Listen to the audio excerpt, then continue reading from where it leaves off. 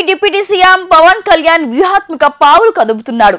కూటమి అధికారంలోకి వచ్చినప్పటి నుంచి ప్రభుత్వంలో భాగస్వామ్యంతో పాటు నామినేటెడ్ పదవుల్లో కూడా తను కోటాను వీరంత ఎక్కువగా పెంచుకున్నాడు. ఇప్పుడు తన సొంత అన్న నాగబాబు కోసం కూడా ప్లాన్ ప్రకారమే ముందుకు వెళ్తున్నాడు. ఏపీలో 3 రాజ్యసభ సీట్లు ఖాళీ అయిన సంగతి తెలిసిందే కదా.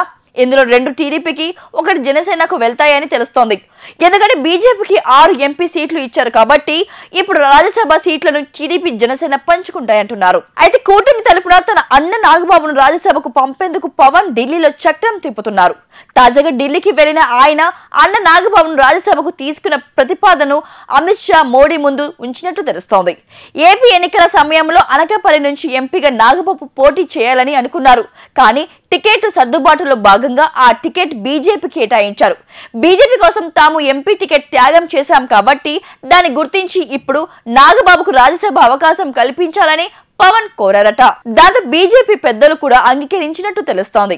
పైగా ఎన్డీఏలో ఇప్పుడు పవన్ చాలా బలంగా ఉన్నారు.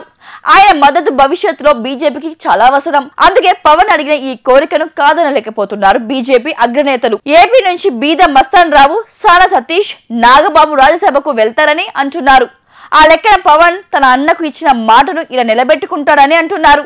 నాగబాబుకు నామినేటెడ్ పదవి ఇస్తారనే ప్రచారం జరిగినా చివరకు పెద్దల సభకు పంపేందుకు పవన్ నిర్ణయం తీసుకున్నారు. అందుకోసం తగినంత ఎమ్మెల్యేల మద్దతును కూడా కూడగడుతున్నారట.